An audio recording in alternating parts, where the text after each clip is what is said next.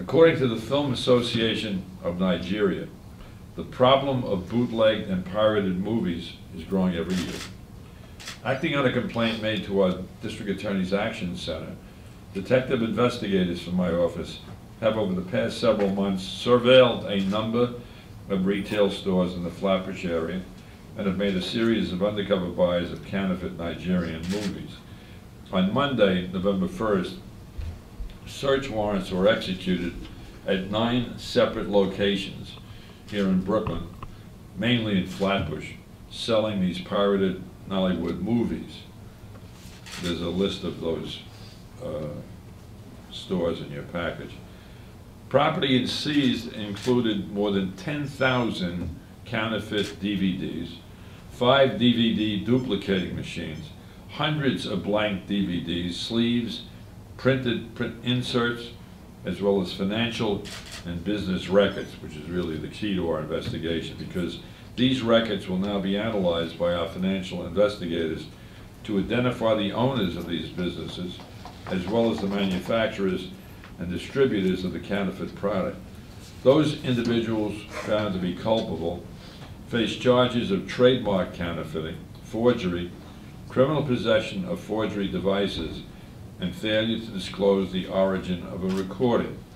The most serious of these, carrying a maximum sentence of 7 years in prison. Make no mistake about it, people will go to jail if they're convicted in this investigation.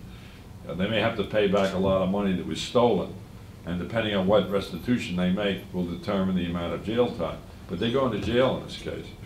We just cannot allow this kind of conduct to continue. Brooklyn is renowned for its diversity, I'm proud to say. And the Nigerian American community is but one of the many different cultures that makes Brooklyn so special. Today's announcement is a reminder to thieves of intellectual property that my office places them on a high priority for prosecution. And the president of the Filmmakers Association of Nigeria is with us, and I'm going to ask Mr. Tony Abulo to come to the lectern. Mr. Abulo. Thank you very much, District Attorney Hines. I want to say thank you very much, especially to the District Attorney's Office for what we believe is going to make a major, major transformation in the Nigerian film industry in America. What has happened now will send a message to a lot of people that the sweat and blood of Africans, both in the continent and in the US, cannot and will not be allowed to go to waste. The Brooklyn DA's office has made a major, major change in the future of the Nigerian film industry. Can we please give them a round of applause?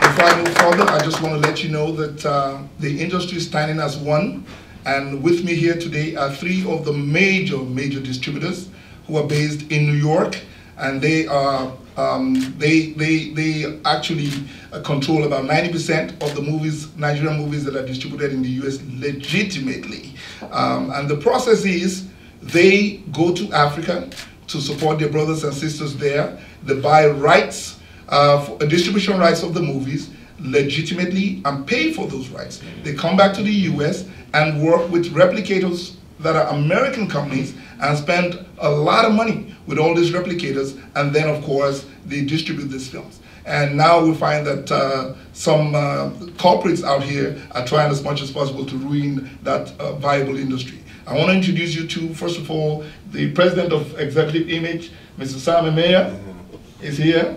Mr. Okere is here from Franco Films. And of course, Sanga Entertainment is Kelly here that's standing here.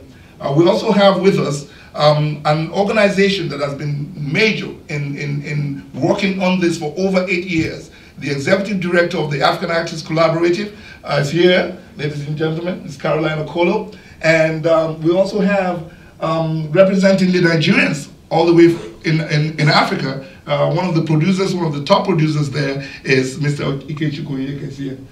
So I want to say thank you very much, Mr. District Attorney Hines. We really appreciate it, and God bless you. Bless you, Mr. Ball. Thank you. Any questions? things like YouTube and other ways of transferring things online, does this kind of translate into more and more people gaining access to these videos via networks like, say, YouTube and things like that? I mean, so is this kind of like a viral thing almost? Right. I would have to say yes, that you know, the more technologically advanced we become, the more susceptible people who are working in the legitimate film industry become as well to these types of bootleggers. So the answer to you, the simple answer is yes, and you can see that how prolific these people are in terms of being able to replicate the you know, the legitimate movies in Nigeria. Maybe this is a question for one of the distributors, but I'm interested to know where you get legitimate films. If you're a viewer in Brooklyn, where do you go to get licensed films? We have the outlets that we are basically a wholesale, distributors. So we advertise our stores and in outlets all over the place. Okay. We call all the customers around the US and tell them that this is the place to get the legitimate ones. We also have, distributors across the states whereby we ship the movies to them for them to distribute it in those areas. So the bootleggers, all the stores know where we are.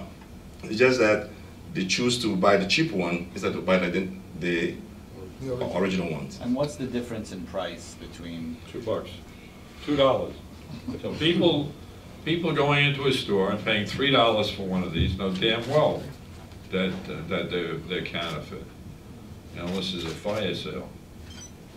Yes, ma'am. I'm really the devil's advocate.